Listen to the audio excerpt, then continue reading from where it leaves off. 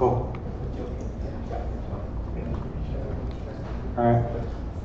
Kind of gone back and forth on how to scope this talk, how to like frame it. So I'll get rid of this thing.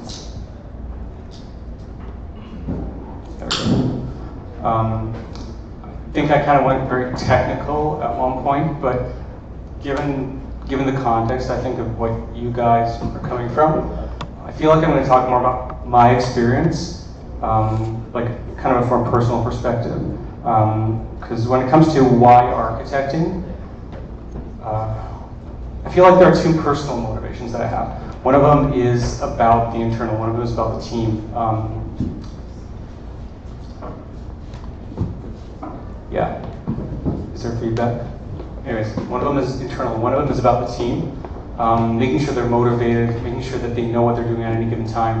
The other one is more external. What we can do with the product, how flexible we can be, what happens when something goes wrong, how do we change. To get started, when it comes to internal, focus is kind of a hard. Can you drop that? I don't have control. Oh. All right, I'm going to come around this side. Focus is kind of a hard thing to maintain amongst team members because when it comes to thought work, your mind is constantly preoccupied by distractions, and the distractions often happen from the code itself. Dependencies, things that affect what you're thinking about, things that take up mind space, are hard to get rid of, and architecture, a lot of architecture is about getting rid of those distractions. And when it comes to the internal side, it's kind of, to put it shortly, it's about letting people do the best work that they can do with the abilities that they have. From an external perspective, it's about making sure, let's say you have a startup, or you're trying to get a startup going, you have a project idea, and you want to scale that up. You don't really know when you get started what the project is going to be, what is really going to be created, because the market on some level is going to make that determination for you. By the time you find product market fit, things will have changed in directions that you can't possibly predict. Architecture is not about giving structure as much to your code as giving you the flexibility later on to make those changes that you want to make. I just call this pivot-ready code, the ability to change on a dime without being burdened by the luggage of the previous code that you have, without being dragged back, without being forced by legacy, your hand being forced by legacy. So there's one important thing, when people mention the word architecture, there's one important thing you gotta keep in mind. One of them is patterns really should be used to clarify code. The purpose, I think, of architecture, in fact, to me, the definition of architecture is keeping things clear at scale. In other words, at larger scales. Unfortunately, sometimes architecture is interpreted in a kind of rigid way. It's a set of classes and patterns that we have to implement because of some external opinion. Somebody said that this is what well-organized code looks like, and so somebody else read that and decided that wherever they can, they're going to put in that particular pattern. This is not the purpose of architecture. The purpose of architecture is to keep things flexible rather than rigid. To make things clear for your team, and most importantly, design patterns, including large-scale architecture, are for humans. They're not for computers. This is a key point to keep in mind. The computer can always handle the code that you throw at it as long as it compiles. The purpose of design patterns is to focus the human beings behind the keyboard, to make sure that they can get their job done. You should never think that the code requires it in any way. So, So this talk was going to be about something else. It was about a large-scale project that I worked on. Unfortunately, recently, like right after I organized the talk, they got sued. They had legal issues, and then their lawyers just shut the whole thing down, and they said that I couldn't talk about it anymore. So I am inventing a completely made-up product. I don't know how many of you actually knew what the original product was. Anyways. It's a Bluetooth-controlled speaker. And so let's say your phone can control these Bluetooth speakers. You can video chat with someone else, and they can also control your speakers at the same time. That is the conceit. So during the talk, I'm going to show you code based around this Meetup project, and I'm going to show you how to architect it better. So if you take that example of this Bluetooth-controlled speaker, there's a lot of components here. There's a lot of things that you got to keep in mind. Just the app, for instance. The app, for instance, has to know about the speakers themselves. In other words, a Bluetooth connection, video chatting at the same time. You've got a partner that you're connected to online, and they can control the speakers at the same time. You've got your account, a visualizer for cool graphics, the server that you got to sync all this stuff to. So all of these together are essentially provide combinatorial complexity. In other words, the more components get added, the greater the complexity arises. So how do you stop this amount of code from overburdening you, from essentially weighing you down? So the first thing I want to talk about is dependencies and the trouble with packages. You guys, I'm guessing you guys know what Duplo is? Duplo is like Lego for toddlers. So this is a spaceship, and if I asked you to replace the thruster is that red thing at the bottom, how would you do that? Well, you probably think, well, easy, take that off, put on another one. It's pretty simple. So what if I asked you to replace your thruster on this guy? Why is it more difficult? It's not like Lego doesn't come apart any more easily than Duplo does. It's not like they're stuck together or glued together. It's because, well, for one thing, it's hard to even see where the thrusters are. You can't get at them. They're blocked by a whole bunch of other stuff. Another thing is that they are connected, probably, to a whole bunch of other things that if you start pulling at one thread, well, a lot of other things are probably going to break at the same time. This is the intuition that we have. This is, in many ways, a metaphor or analogy for dependencies. The connections that you have. What is your code connected to? What will break if you change your code? And so the point I'm trying to make is, and this is a bit of a proposition, that dependencies and complexity are actually the same thing. So let me just break that down. Starting with, what is dependency? Dependency is any code that your compiled code knows about. In other words, can call classes on, can create classes, can call methods on those classes. It's, in a sense, it's just the code that it can, it's like a library, for instance, or any of your own code. Complexity actually has its own definition, which is not, well, it comes from a Latin root, and I kind of owe this little bit to Rich Hickey's talk, Simple Made Easy. Complexity actually means to weave together. It comes from the Latin word meaning com, meaning together, and plect, meaning threads or weaves. And so complex things are things that are woven together. And dependencies, in a sense, are the way you weave your code with other code, which now becomes entangled with it. Any changes to one affect things that you have to do in the other one. If you ever had a library that broke because it had a breaking change from one version to another, or bugs that exist in the dependency, trickle up to the thing that is using the dependency. So you are weaving these things together, and the more complexity you create, the more difficult it becomes to disentangle one part while you're working on it from the other parts that are entangled with it. And I've used the word know a few times here, to know something. I say the code knows this other code, or knows the existence of this other code. Actually, we use this a lot in software development, but I think it's a bit of a misunderstanding or a self-delusion, because it's not really the code that has to know. It's you that have to know about the code. You have to know about all the things that are happening in the dependency. You're the one who has to keep track of those things. You're the one who has to account for all its failures. If there are bugs in the code, you have to know about them. You have to keep them in your mind while you're working on the thing that you're working on. That has nothing to do with that. And that is the reason why these things get complected. Complect is, believe it or not, an archaic word, but it's a real word. These things get entangled together.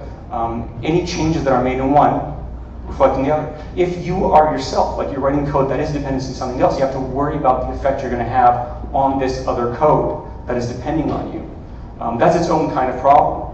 And the important thing is, it takes up brain space. You have a finite amount of brain space to focus on any particular problem you have. The more of that space is being taken up by things that are ancillary to it, the less space you have left to really focus on the problem and actually put all your effort into it. to really kind of grow with the problem, to discover new solutions that you couldn't even think about because you've got all this gunk that's sort of holding you back. So why do I call this the problem with packages? So for those of you who've done Java coding, you know that packages are the ways that we tend to compartmentalize our code. But is this really decoupling?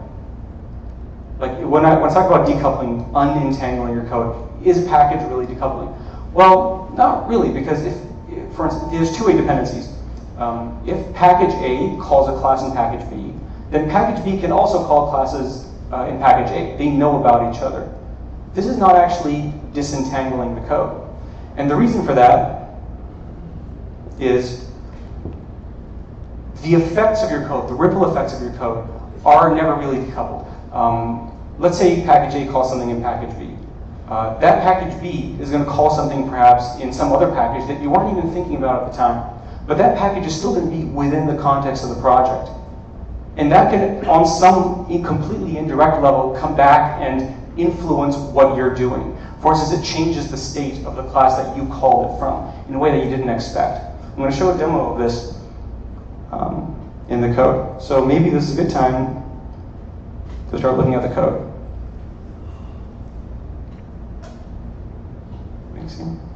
So this is all fake code, obviously.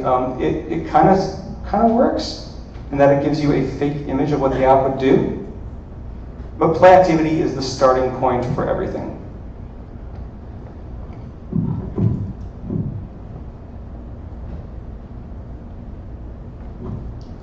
All right. So you've got, for instance, the Bluetooth controller. Your play activity, your main app, is going to call something to start a song in the Bluetooth speakers. So it's really hard to do this with only one hand. Hold on. Yeah, thanks. All right. So there's your Bluetooth controller. This is a play activity that knows about it. If I go into it, you might think, well, I just called the Bluetooth controller and it had whatever effect it had. It starts the song and everything's done. You know, I don't have to worry about anything anymore. But within the Bluetooth controller, whoever wrote it also wanted to make sure that your partner knew about what song you're writing. And so they placed a partner connection object in here. And somewhere in here, they tell your partner, the song is playing. Cool. Well, how much is this going to spread? If I go into partner connection itself, it has a reference to the Bluetooth controller too. So on some level, it's calling something in my code that I was working on when I was in Bluetooth controller that I'm not necessarily aware of. And all of this complexity essentially spreads like a disease or a virus. It taints everything that it's going to be touching. I'm just going to quickly pop back to this thing. Yeah. So what's the alternative? Well, packages, you obviously have to use packages, but within a certain scope. I want to introduce you to modules. I don't know, this might be already, you know, many of you probably know about this, some of you don't. I just want to make sure that we're kind of on the same page. Modules have pretty much one benefit, in my opinion, which is that they have single directional connections. In other words, if module A knows about module B can't know about module A. In the same way that libraries work. You can call code in classes in a library, but the library can't call classes within your code. It's a single directional thing. That's the benefit. So I actually want to demo the creation of a module for those who aren't aware of it. This may be a little bit, okay, I'll just do it quickly because I want to make sure that everyone knows who's going to use it. Very easy. Why is the menu not showing up? There we go, whatever. Very easy, you create a new module.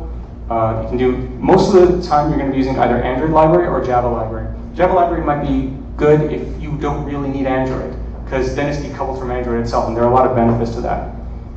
Create Android library, give it a name, for instance, in this case, visualizer. Finish.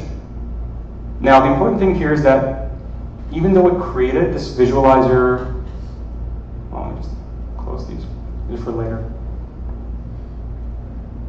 Even though it created this visualizer module, and it knows that it exists because it added it here. Again, ignore these guys. Your app doesn't yet know about it. So if you want to make sure that your app knows about it, you got to add project. Oh, sorry, compile project. Thanks. Compile project. Visualizer. Sync again. And then it can use the classes inside that. Just want to make sure that everyone knew the basics of this. It's important to the next bits. All right. So you're starting to split up your code into various different components. How do you know how to split it up? Some of you may have heard of the single responsibility principle. It's one of the 5 acronyms in SOLID, just the S in SOLID. But I always felt like the explanation of what that single responsibility is a little bit vague. It says it should have only one reason to change, which I don't really know what that means. That almost asks the question, how do I define if something has only one reason to change? The guy who invented this principle, Bob Martin, realized that it was a little vague, and so he wrote an update which explained it. And I'm going to try and explain it here. Let's say, going back to that startup that you have, you've got a whole bunch of team members, and they're working on various components. One is working on, say, Bluetooth, one is working on the UI, etc. They have different motivations. They want to do different things with their code. For instance, the person working on the Bluetooth may really care about robustness, make sure that it's efficient, make sure that it works all the time. The UI person really has a motivation to increase conversion. The person working on video wants to make sure that bandwidth is as low as it possibly needs to be. And they may want to change out the infrastructures that they're using at any given time, the code that you're using, libraries, in order to make things better. So the responsibility, again, is about the human being. You want to make sure that one person working on a bit of code does not step on the toes or mess up the work that someone else is doing. This is that responsibility. It's not the code's responsibility, it's the person's responsibility. And make sure that the things that they are working on, things that they can affect, only have, don't spread outside their particular purview, their particular responsibilities. So I said, architecture is keeping things clear at scale. You're going to start to develop an intuition for these things. You're going to realize that dependencies cause problems. You're going to realize that they are a sink. And so you're untangling kind of a rat's nest. Let's say you come to a project and that has a lot of legacy code. It has to become kind of an intuition. You got to ask yourself, does this dependency absolutely have to be as part of this class? Does it have to know about this? Does it have to have a field that references it? And sort of start to remove those bit by bit. So the last bit that I want to talk about is dependency inversion. And this is maybe the trickiest bit and perhaps the highest level part. The rest of this stuff is important for that. So let's think of an example. Imagine that every single car that you ever bought had a completely different way of driving it, even between versions. And so before you buy a car, the dealer would say to you, I'm sorry, I can't sell you this car until you learn how to use my particular car's controls.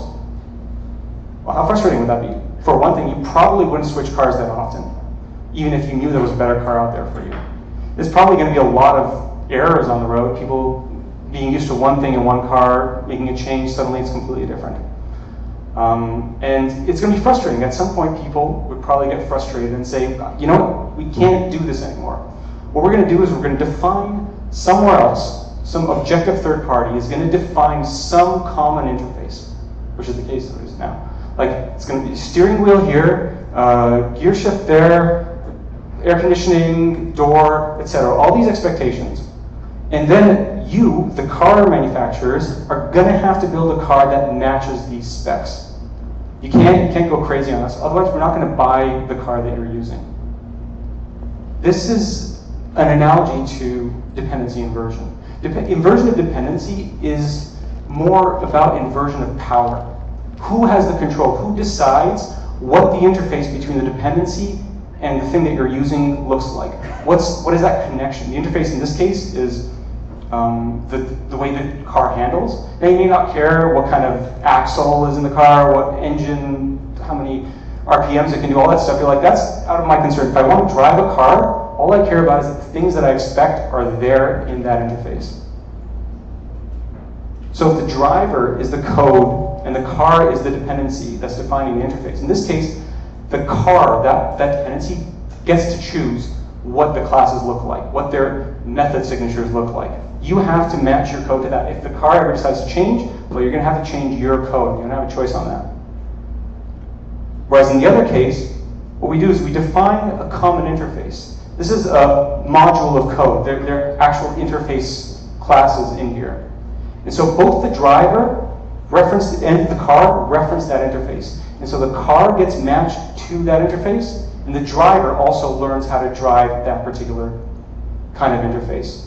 And this makes sure that every new car that you pick up, if you want to swap cars, that's fine, because they still have to match that interface. Okay, so here is where the tricky bit of code comes into play.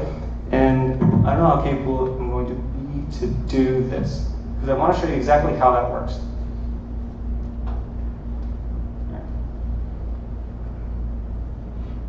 So, we have a bunch of classes here.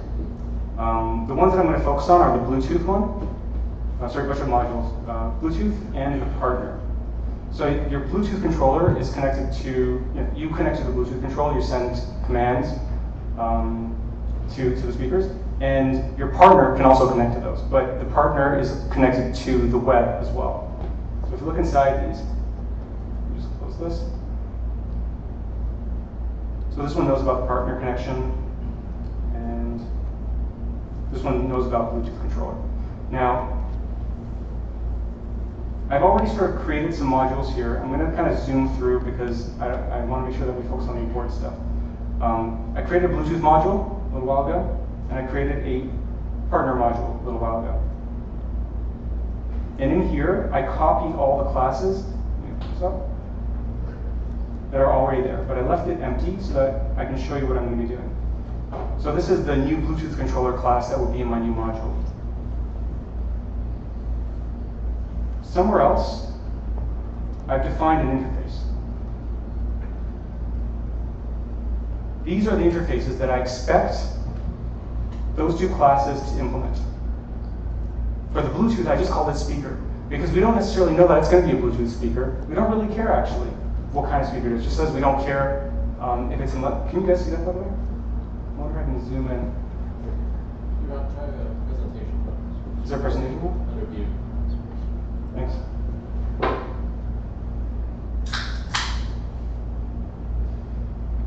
Oh, wow. That is weird. Okay, how do I get out of this now? Just pinch to zoom. There you go. Really? That works? Yeah, that works. Oh, I thought you were joking. No, I just want to be able to see the rest of the code. Gotta get out of presentation mode. Yeah, it's presentation mode. Dark thing. Now you can. Yeah, I see what you mean. Good idea. It's not working. Full screen is. Oh, it has to be full screen. Oh, you guys know this better than I do. Oh, that was sweet. Thank you. That was really good. All right. So this is the speaker. This is what I expect it to do. So I'm going to just copy the existing code for a Bluetooth controller right in to the new class. So this is what it was like beforehand. Now it doesn't know about the existence of these things. Bluetooth 2.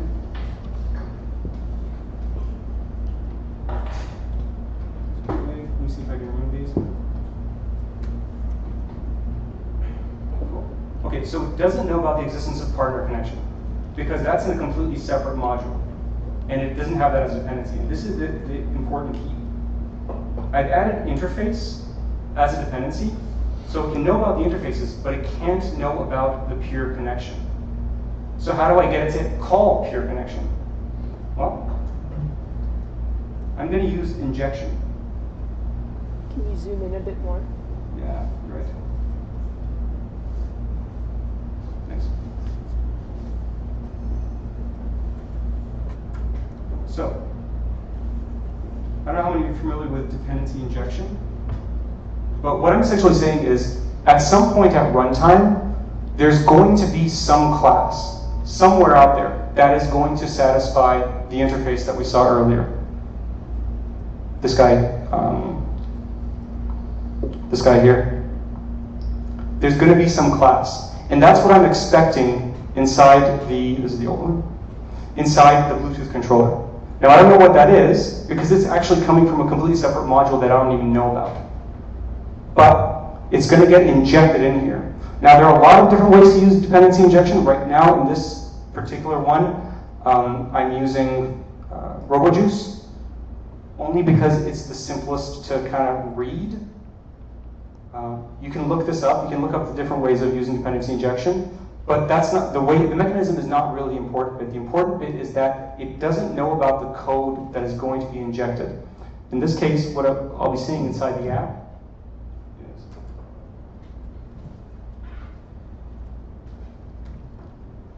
I'm essentially telling the injector, which knows about all the classes because it's in the super app, essentially, to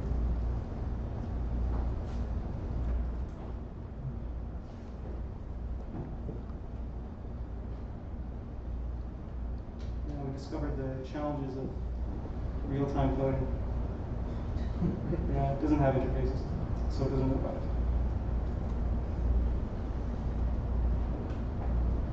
So that separate module that had interfaces, it wasn't linked into the app module. But now, yeah, partner information.class, to instance, new. And now it needs to know about this other one.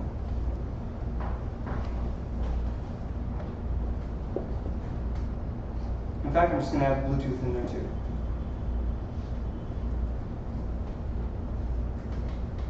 These are all the modules that I created earlier, or that you can see over there. So once it knows about it, connection. It's going to have to be an instance. Okay, so why is it having a problem with this? Well, partner connection doesn't currently implement that interface.